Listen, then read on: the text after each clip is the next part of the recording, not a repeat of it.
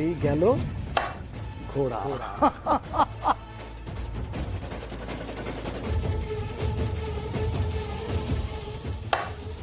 Checkmate, লে গেল হারাই দিয়েছি।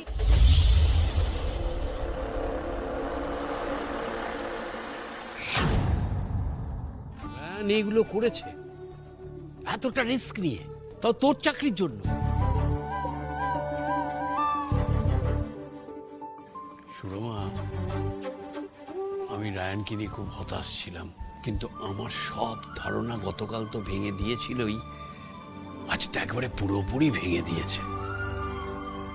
আজ যে আমি কতটা খুশি আমি তোমায় বলে বোঝাতে পারবো না। কি বলবো, গর্বে আমার বুক ভরে যাচ্ছে।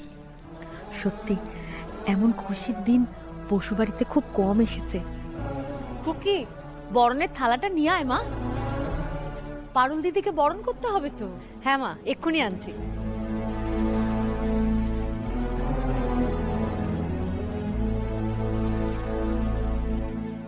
ব্যাস শুরু হলো রায়ন পারুলকে নিয়ে আধিক্যতা। কই আমার ছেলেটাকে নিয়ে তো কোনোদিনও এত আতপুতু করতে দেখি না। আর এই পারুলটা যত নষ্টের গোড়া, ও না থাকলে আজ রায়নের সাথে মহল্লারকেই মাথায় করে নাচে তো সবাই। এসে গেছি। করো। মা, বরণটা কিন্তু আমি করব না। নাও রায়ন, শুভ কাজটা সেরে ফেলো। ইয়েস, পারুল যখন আমাকে বরণ করতে পারে তখন আমিও পারি।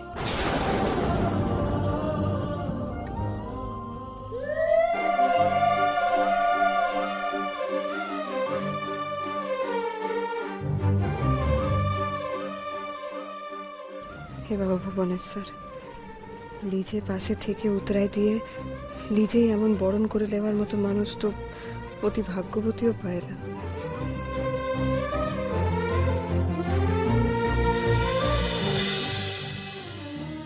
কিন্তু এ আমার কেমন ভাগ্য বাবা ভুবনেশ্বর, মানুষটাকে সবকিছুতে পাশে পেলাম, কিন্তু যেভাবে চেয়েছিলাম সেভাবে পেলাম নাই।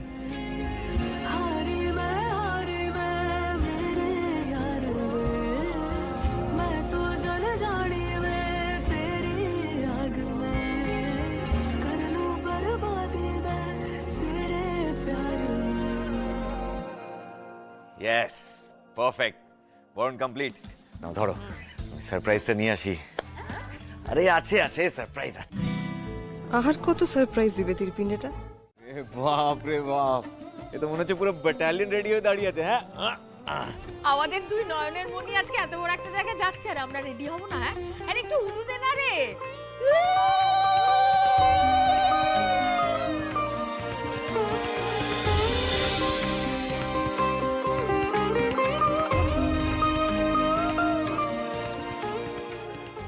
এই যে দুজনে সব জিনিস ভালো করে গুছিয়ে নিয়েছো তো? মনে রেখো, এটা কিন্তু কোনো ইউনিভার্সিটি ক্যাম্পাস নয়, অফিস। কোনো কিছু ভুল হলে কিন্তু কোনো মার্সি চলবে না। একদম পৌশালী, একদম ঠিক কথা বলেছিস। এই নে পারুল, তোর আই কার্ডের জন্য ছবি। এই যে। থ্যাংক ইউ বাবা। কেস করেছে, যা যা যা যা যা। আরে কি হলো আবার? আরে ওর আইডির জন্য ছবি প্রিন্ট করে নিয়ে আসতে বলেছিল, ভুলেই গেছি। দেখো, বোঝো সুরমা, এই নাকি তোমার নাতির প্রশংসা করলাম আমি গতকালকে। সব কিছু 11th আওয়ার এদের মনে পড়ে। কি যে করিস না তুই বরং শিগগিরই গিয়ে ওই ছবিটা তুলে নিয়ে তারপর ছবিটা প্রিন্ট করে একেবারে ডাইরেক্ট অফিসে আয়। আমি মন্দিরে পুজো দিয়ে অফিসের বাইরে একেবারে মিট করেছি। আর শুন, অফিস কিন্তু 10টা থেকে, একদম দেরি করবি না। যা শিগগিরই যা। হ্যাঁ ঢুকে যাবো, আমি আসছি। হ্যাঁ হ্যাঁ, আসতে। দেখেছো, তাড়াহুড়ো করে আবার বিপদ ঘটাস না।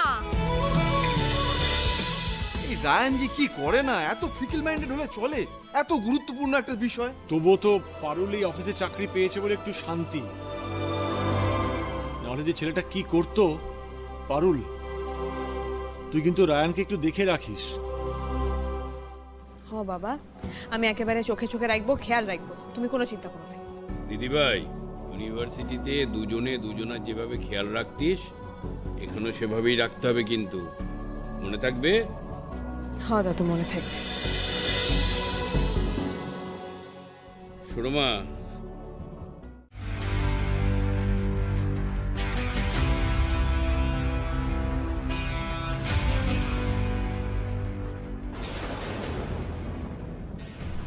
এবারে কি হয়।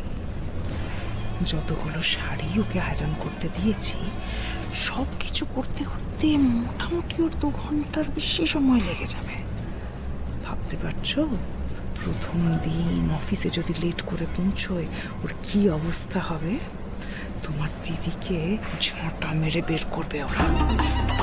ভালো হলো, চাকরি পেয়ে বেশি উঠছে তো, পারুলের থোটা মুখ এবারে একেবারে ভোতা হয়ে যাবে।